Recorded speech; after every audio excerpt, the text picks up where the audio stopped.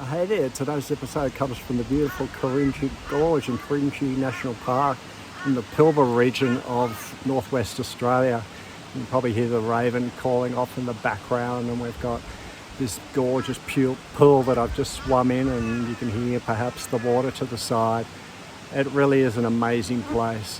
And we've been blessed to have travelled 7,500 kilometres by road over the last 10 days.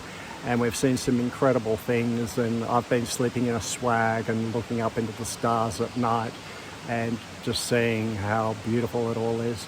You know, when I was a young fella, and I can talk like that now that I'm in the bush, when I was a young fella, I used to look up into the stars and I used to actually feel insignificant. I used to feel like this universe is just too big and I'm so little, and what's the point of everything? And I used to imagine God as being way beyond those stars and think, wow, how big and remote from me he is.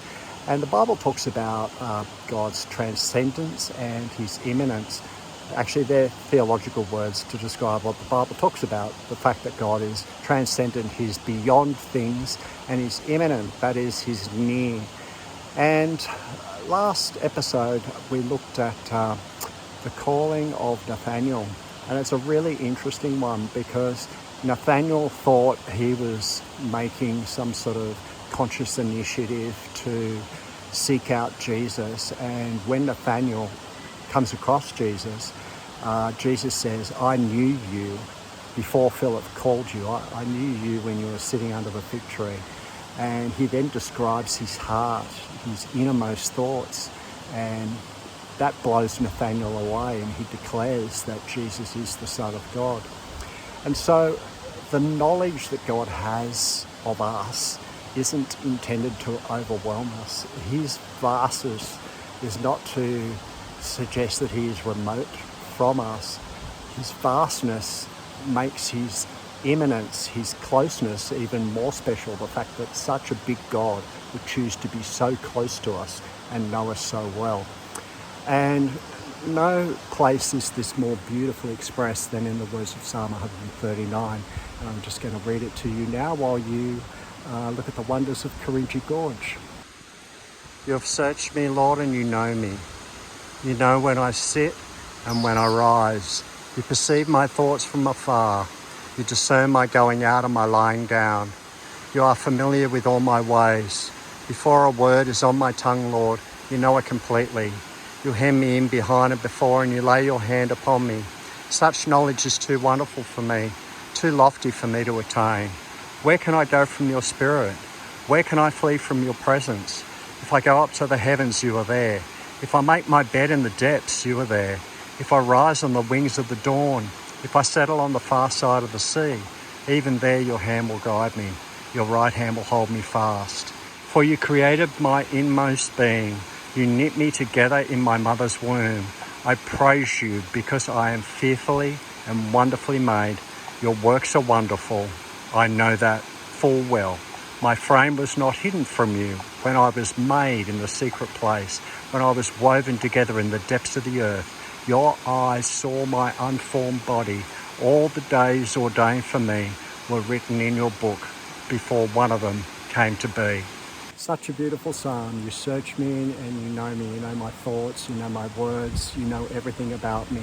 And he takes God's knowledge of him way back into the womb. He says that's where it all started. When I was being knit together in my mother's womb, that's when you knew me. You're actually fashioning me and molding me and creating me in the womb.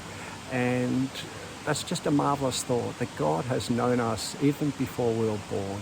And right now, wherever you are, whether you feel like you're seeking God or not, God knows you and has sought you out. He's created you in your mother's womb, and he's destined you to know him and to follow him. It's just, I find all this quite remarkable, that God not only is so big, but so near and wants to be in a relationship with us. And so wherever I've gone in this vast country, wherever I've laid down in the depths or on the heights in my swag, either looked up into the stars to see the vastness or looked down at a little small flower to see the intricacy. Both the vastness and the intricacy speak of God's handiwork and his design. This knowledge of us isn't restricted to God Most High. God came near to us in the person of Jesus. But the same knowledge that God has of us, Jesus has of us as God's Son. So Jesus is equal with God in that he's an all-knowing God. He is God who knows all in the flesh, Jesus Christ. And human beings know things about other people. Human beings can sense things about others even before others tell them. That's a wonderful trait that we have.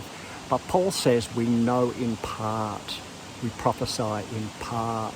The difference here is that Jesus knows us fully. He knows us absolutely. There's no part of us that he doesn't know. There's no anxious thought that he doesn't know.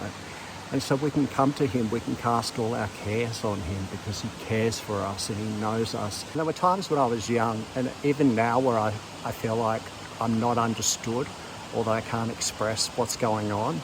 And even to those closest to me, that ability to express and to be heard and understood can escape you, can escape me.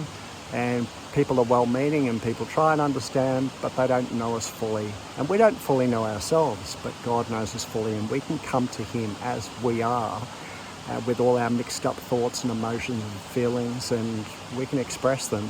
God already knows them before we express them, but as we express them, it's fostering that relationship with him, and God's comfort comes to us and reminds us that he also sees us, he knows us, and he cares for us.